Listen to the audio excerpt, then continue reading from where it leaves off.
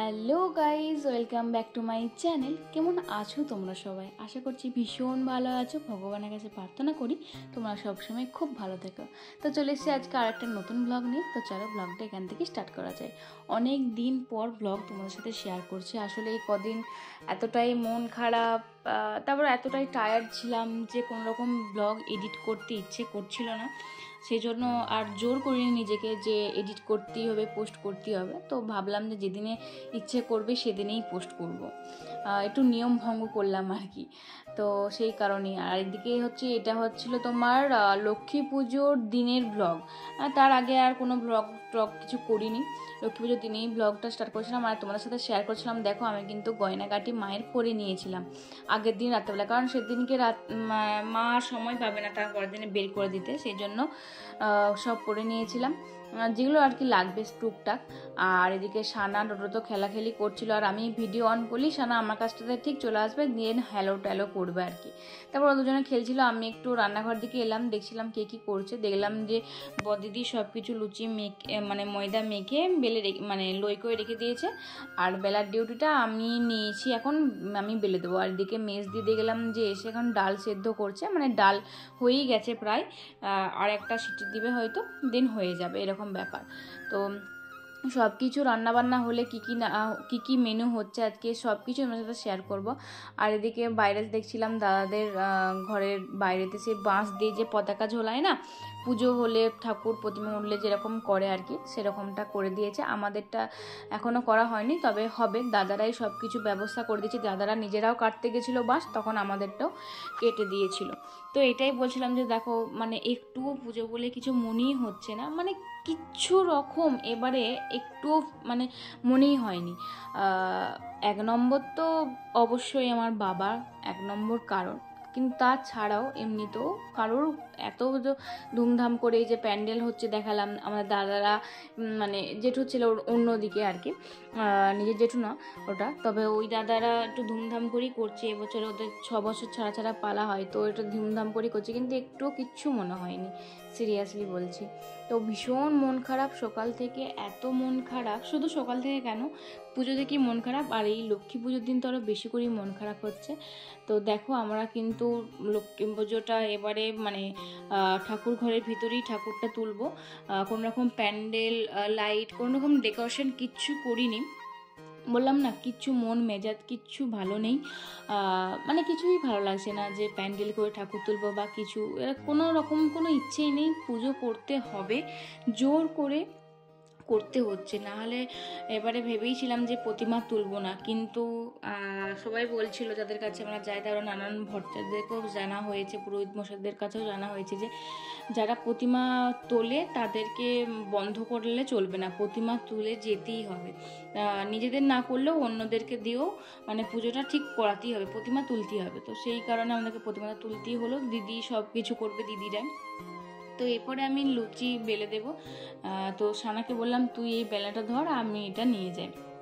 তো সানার থেকে ভারী হয়ে গেছে ওইটা, ও মাঝে মাঝে নামাচ্ছে, মাঝে মাঝে আনছে। তবে ওকে কাজ বললেও খুব খুশি হয়, ও মানে ভীষণ কাজ করতে ভালোবাসে, এইটা এনে দে, ওইটা কর, সেটা কর, ও ভীষণ ভালোবাসে। তবে বাচ্চারাই এখনই ভালোবাসবে, বড় হয়ে গেলে ওইটা আর ভালোবাসবে না, এটা জানা কথা। তো যাই হোক, এদিকে এরপরে আমি একটু ফোনটা সেট করে দিয়েছি, এরপরে আমি কয়েকটা লুচি বেলে নেব, মানে কয়েকটা না, সবগুলোই আমি বেলবো।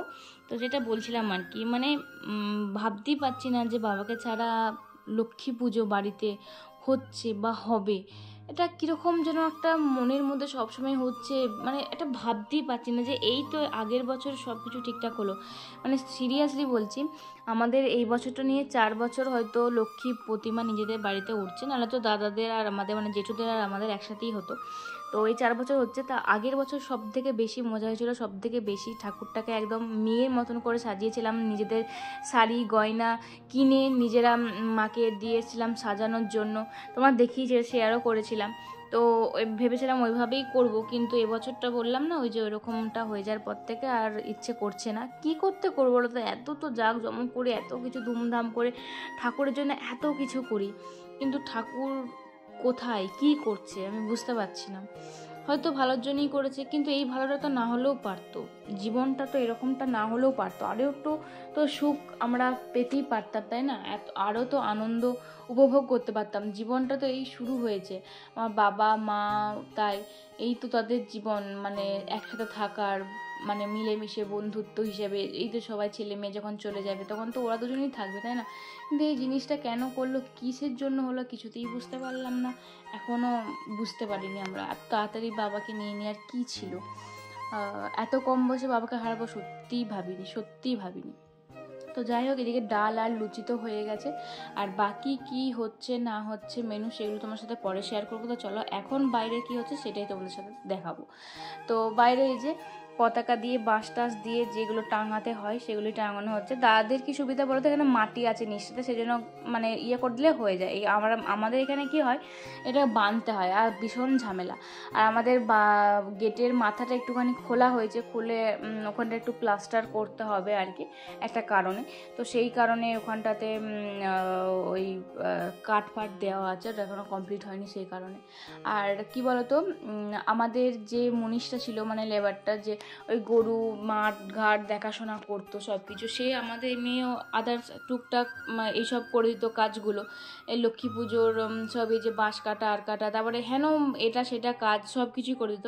তো বাবার শরীর খারাপ পর থেকে ও আর কাজে আসেনি, সেই জন্য আমাদেরকে গরুগুলোও তো দিয়ে দিতে হলো। গরু তো দেখার কেউ নেই, পুরো গোয়ালটা শূন্য হয়ে গেছে, মানে ওই দিক দিয়ে পেরোনোই যায় না, এত মন খারাপ হয়। বাবা গরু ভীষণ ভালোবাসতো, আমরাও ভালোবাসি, কিন্তু আমরা তো আর এসব জিনিসগুলো আর পারবো না।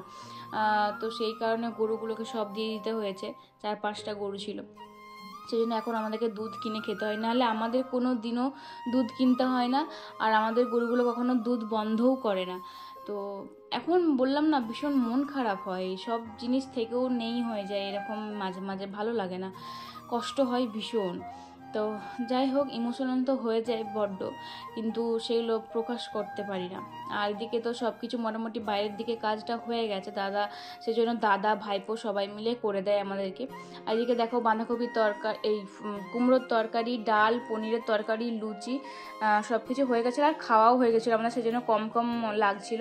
আর এদিকে মা রাত্রের জন্য বাঁধাকপির তরকারিটা করে রাখছিল, কারণ আবার কখন হবে না হবে, কে করবে না করবে, কারণ এখন তো আমরাই সব, দিদিরা এদিকে করবে, আর মাকে সব কিছু বলে বলে দিতে হবে। দিদি তো এমনি বড় কাজ তো করেনি, সেই কারণে সবাই চলে যাবে ওই ধার দিয়ে, রান্নার কাজের দিকে কে করবে না করবে, সেই জন্য এটা করা হলো। আর দিকে দেখো কত বম কিনে এনেছে ভাই, যদিও আমরা সবাই বলছিলাম যে বম কিনবো না এবছর, ভালো লাগছে না, তো বম কি কিনবো, কোনো পুজোর ইয়েই নেই আর বম। তো কিন্তু জামাইবাবুরা তো শোনেনি, মিস্টার ভদ্র, তারপরে সুমিতদা, সৌগতদা, সবাই ভাইকে বম টম কিনে দিয়েছে, হাওয়াই বম, তারপরে চকলেট বম, তারাবাতি সানার জন্য, মানে যা যা লাগবে আর কি। আরও সব কী সব বড় বড় বম কিনে এনেছে, জানি না কী সব নাম, সে চটপট চটপট করে ফুটবে উপরেতে, একদম সে আলোয় আলো হয়ে যায়, সেরকম বম টম কিনেছে অনেক কিছু। তো যাই হোক, আর এদিকে তারপরে আমার তো অনেকক্ষণ হয়ে গেছিলো, অনেকক্ষণ হয়ে যাওয়ার পর আমি স্নান টান সেরে নিয়েছিলাম, তখন বাজবে কটা, 3:30 বাজবে। দুবার খেয়েছিলাম, দুবার খেয়ে লুচি খেয়ে তারপরে এই যে এসছি, এখানে দেখছিলাম ডোডোকে বসিয়ে দিয়েছে, আর সানা তখন ঘুমাচ্ছিল, আর মেজদিদিকে আলপনা দিয়ে দিচ্ছিল, আর মা এই যে বড়দিকে সব কিছু দেখিয়ে দিচ্ছে, মা নিজেও টুকটাক করছে, আমাদের তো কিছুই করা যাবে না, আমার ভাইয়ের মায়ের, সেই জন্য বড়দিদিই সব করছিল, আর মেজদিও সেরকম কিছু করেনি, শুধু বড়দিদি একদম সেদিনটা ভীষণ খেটেছে, মানে সব করেছে A to Z, একটুও বসার টাইম পর্যন্ত পাইনি, মানে নিজে একা হাতে ফল কাটা থেকে শুরু করে সব কিছুর জোগাড় একটু একটু করে সব করেছে, একদম রাত 3টে পর্যন্ত লড়েছে, সকাল 6টা থেকে। তো সেই সবেরই কিছু ভিডিও আমার রাখা হয়নি, সেজন্য ও খুব রাগ করে যে আমি যখন কাজ করি তুই একটুও ভিডিও করিস না। তো আসলে আমারও নিজেরও ভিডিও করা হয় না, কখন কি করে দেয় তখন আর দেখা হয় না। এদিকে কাকাও এসেছিলো, কাকু ওই সেই গরু বলে না, সেরকম ওটা চায় আর কি, গোমূত্র, তো সেটাই একটু দিয়ে গেল, পাইনি, ওই অল্পর মধ্যে দিয়ে গেল। তারপরে ওই যে তালপুর যেগুলো সেগুলো একটু দিয়ে গেল, সব পুজোতে লাগে। তো যে যেমনভাবে পারছে আমাদেরকে কিন্তু সাহায্য অবশ্যই করছে, যে তোরা এটা নিয়েছিস ওটা পেয়েছিস, তো যে যতটুকু পারছে সে ততটুকুই জিজ্ঞেস করছে, দিয়ে যাচ্ছে, করছে, তো এগুলো খুবই ভালো লাগছে।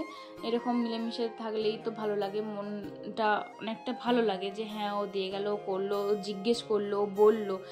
তো ওইগুলো আর কি। তো ওইগুলো বাবা আর সে থাকলে, মানে আমাদের যে দাদা ছিল যে কাজ করতো, সে থাকলে এগুলো অতটা প্রয়োজন হতো না, নিজেরাই সব কিছু করে নিতাম। কিন্তু যেহেতু কেউ নেই, তো দাদারাই সব কিছু দেখাশোনাটা মানে করে দিচ্ছে আর কি। দেখাশোনা বলতে এই যে পুজোর জোগাড়, মা সব কিছু পর্দা করেছে, সব দাদাই নিয়েছে, সব এভরিথিং। এত পুজো, একটা বড় পুজো, প্রতিমা পুজো, মানে বুঝতেই পারছো কত বড় জোগাড়, কত কিছু লাগে। সব কিছু দাদা নিজেদেরও করেছে, আমাদের জন্যও করে দিয়েছে। বারবার বাজার যাওয়া আসা বারবার করে দিয়েছে, যতবার মা বলেছে ততবারই গেছে, করেছে, কোনো রকম বিরক্ত ভাব হয়নি।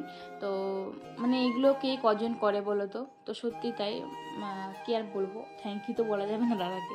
আর এদিকে ডোরবাবুর সাথে একটুখানি খেলাখেলি করছিলাম, ওর সাথে খেললে, ওকে নিয়ে একটু ঘুরলে ওর খুব ভালো লাগে। তো এরকম করে করেই সারা দিনটা কেটে গেল। আমি ভাবলাম যে এই ব্লগটা অনেকটাই বড় হয়ে যাচ্ছে, কারণ এই ব্লগটাতে আর প্রতিমা আসার জিনিসটা, যেটা ঠাকুর পুজোটা, সেটা আর রাখবো না, ওটা পরের পার্টি বা পরের ব্লগেই রাখবো, নাহলে অনেকটা বড় হয়ে যাবে, তখন হয়তো আমার ভিডিওটাই পোস্ট হবে না বা তোমাদেরও দেখতে ইচ্ছে হবে না। তো মোটামুটি বড়দির এখানে জোগাড় মোটামুটি হয়ে গেছে, এরপর ফল টলগুলো কেটে নেবে, তাহলেই হয়ে যাবে।